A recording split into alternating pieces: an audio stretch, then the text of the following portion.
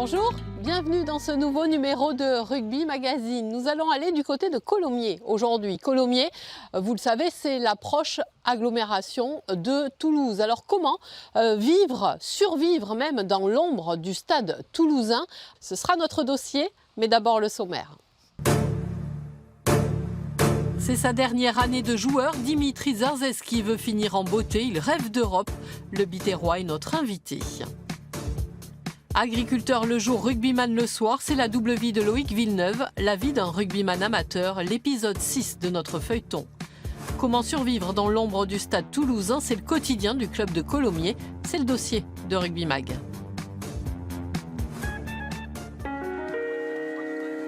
Le ciel s'est quelque peu assombri au-dessus du stade de la Colombe. Cette saison, l'équipe est à la peine, loin des leaders de Pro D2. Colomiers, ce club centenaire de la banlieue toulousaine qui a souvent évolué à l'écart des projecteurs braqués sur l'illustre voisin rouge et noir. Et pourtant, par le passé, les deux équipes étaient rivales sur le terrain, lorsque les Jean-Luc Sadourny, Fabien Galtier et David Scrella faisaient les grandes heures des Bleus et Blancs. Dans le monde du rugby, je pense que c'est réellement un club qui compte et une identité de jeu qui compte. C'est aussi un jeu de mouvement qui a été prôné par le stade toulousain avec Robert Bru, Pierre Villepreux, Jean-Claude Scrella. Et je pense que ça a infusé la région toulousaine et donc on est vraiment dans ce terreau de jeu de mouvement. Un esprit qui se perpétue à travers les jeunes pousses du club. La force de Colomiers, c'est la qualité de son centre de formation. 4 joueurs font partie de l'équipe de France des moins de 19 ans.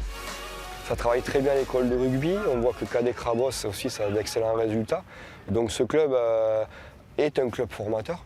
Et après, la dernière marche, c'est de pouvoir faire éclore ces jeunes au plus haut niveau et qu'ils puissent se montrer et puis rebondir dans des clubs top 14.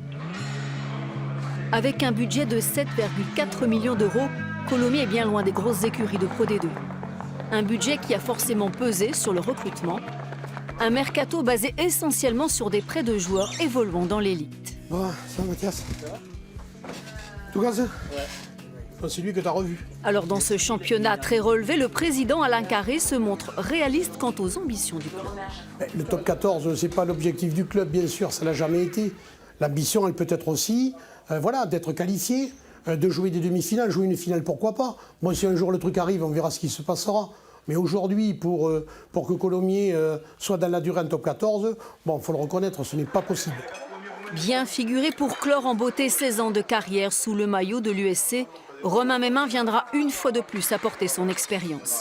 Le deuxième ligne en a connu des saisons difficiles à Colomiers, des moments où les tribunes du stade étaient quelquefois bien vides.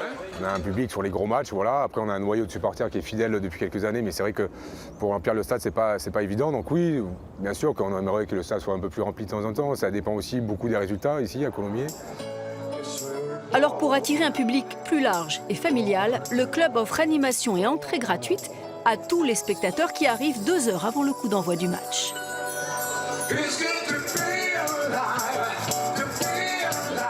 Et pour cette grosse affiche face à Nevers, Colomiers peut compter sur la présence de ses 400 partenaires.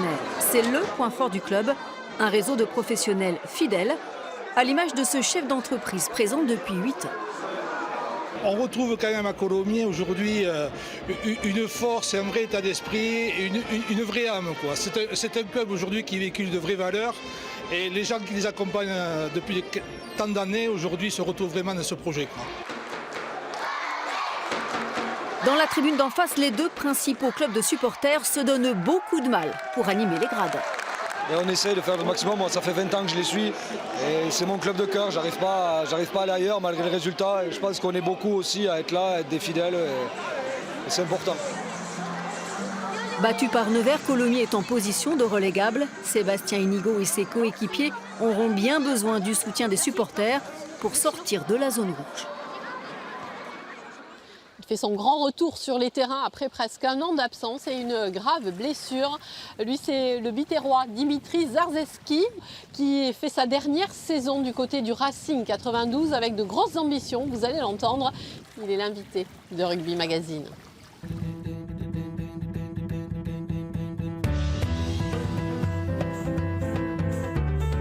Ouais, c'est vrai qu'il marque pas mal de points au Scrabble, Zarzeski. Ouais. On m'appelle souvent Dimitri, comme ça. À l'école, ils devaient galérer, les profs. Oui, mais c'était souvent comme ça, c'était ça, Dimitri, présent. Si, ça m'est passé par la tête, ouais. C'est vrai que je me suis posé beaucoup de questions. C'est vrai que après les cervicales, le tendon du biceps, j'avais aussi une épaule douloureuse, donc ça commençait à faire beaucoup. Donc oui, je me suis posé pas mal de questions et puis je me suis dit non, j'ai pas envie de finir comme ça sur une blessure. J'ai envie de montrer autre chose, donc on va faire encore une année supplémentaire. C'est ça, non, je ne pense pas que ce soit l'année de trop, c'est l'année justement pour ne pas regretter et finir comme il se doit. J'aimerais bien finir forcément aussi sur un titre. Et notamment sur un titre de champion d'Europe, on n'a jamais été, hein, au Racing non plus, on n'a jamais soulevé cette Coupe d'Europe, donc ce serait sympa aussi de mettre une étoile sur le maillot du Racing. Bien sûr que j'y pense tous les jours au niveau de l'après-carrière, hein, la reconversion. Donc je m'investis énormément déjà auprès des jeunes au niveau de la formation, c'est quelque chose que j'aime, transmettre, ça fait partie de moi. J'entraîne cette année les cadets, Goderman.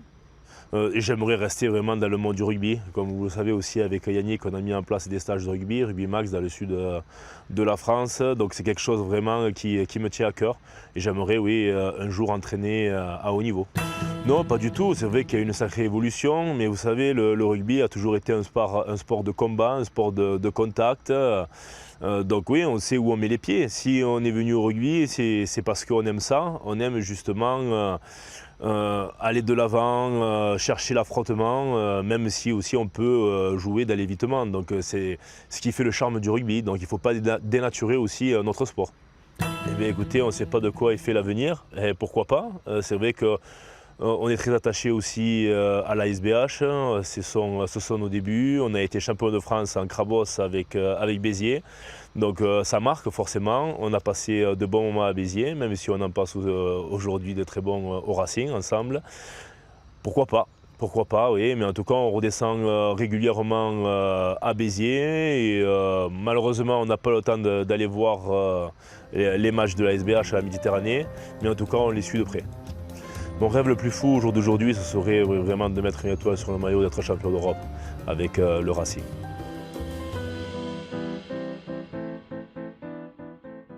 Dimitri Sarzeski qui rêve de titre européen du côté d'Auch. Plus modestement, on rêve de monter en Fédéral 2.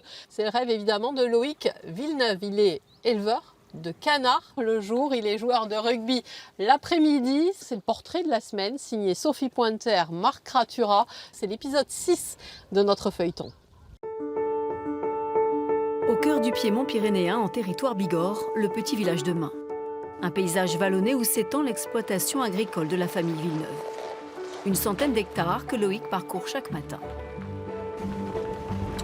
Et là, il y a la vue des Pyrénées. Normalement, je me vois. Depuis 2 ans, le jeune homme s'est lancé dans l'élevage de cochons bio et il y consacre beaucoup de temps. Ça va? Ouais. L'agriculture, une passion depuis l'enfance et une vocation née au lycée agricole de Beaulieu à Auch, le lycée des joueurs de rugby. J'aimais pas trop l'école. Quand je suis arrivé au lycée, il y avait le rugby à Beaulieu, avec tous les joueurs qu'on connaît maintenant, Dupont, Gelon. Et pareil, les études, ça me plaisait pas énormément. Puis après, j'ai commencé à évoluer, j'ai fait le BTS en lien avec le rugby, sur des années un peu plus longues d'études pour pouvoir m'entraîner. J'ai toujours été avec les vaches, les porcs, là, je vois que ça me dérange vraiment pas de passer du temps avec. Les volailles, pareil. On adore les animaux, nous, ici, et on y passe vraiment beaucoup de temps. Et chez les Villeneuve, l'agriculture est une affaire de famille, tout comme le rugby. Ancien joueur, le père de Loïc a toujours accompagné la carrière sportive de son fils. Ici à la campagne, on n'a pas énormément le choix de sport, donc j'ai connu que ça. Voilà. La passion a été vite, transmise. Après, niveau minime, il a fallu partir à Tarbes 2 fois par semaine, voire 3 quand il y avait match. Et de suite, mes parents m'ont permis de faire ça, quoi. Quand il a fallu aller à Auch, j'avais pas le permis au début, pareil. Ils ont tout posé, ils faisaient les allers-retours pour m'amener à Auch aussi, sans me poser de questions. Après une saison décevante l'an passé en Fédéral 1 à Lannemezan, Loïc a choisi de revenir à Auch, son club de cœur. 3 fois par semaine, à l'issue de ses longues journées de travail à la ferme, il doit faire 1 heure de route pour aller s'entraîner. L'hiver, c'est pas évident parce qu'il fait nuit tôt. Et encore les trajets allés, ça va, mais c'est surtout les retours. Pour peu qu'on ait fait du physique au rugby ou on est un peu crevé, il vaut mieux dormir sur roche que rentrer. Donc il y a toujours quelqu'un pour m'accueillir à la ville. Malgré la fatigue, le 3e ligne du RCA loupe rarement un entraînement. Son tempérament et son leadership font du bien à l'effectif, des qualités appréciées par Grégory Menkarska, qui le connaît bien.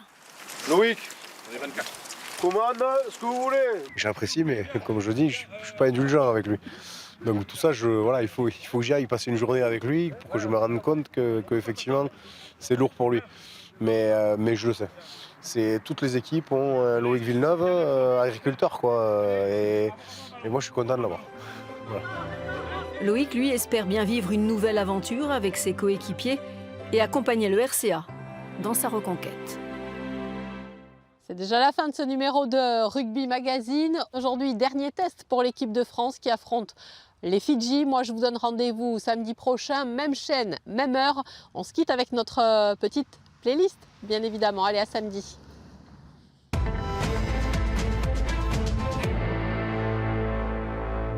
La chanson la plus pourrie que j'ai dans mon téléphone, c'est par rapport à ma fille, donc à la queue leu de Bézieux. Tout le monde s'éclate, à la queue leu.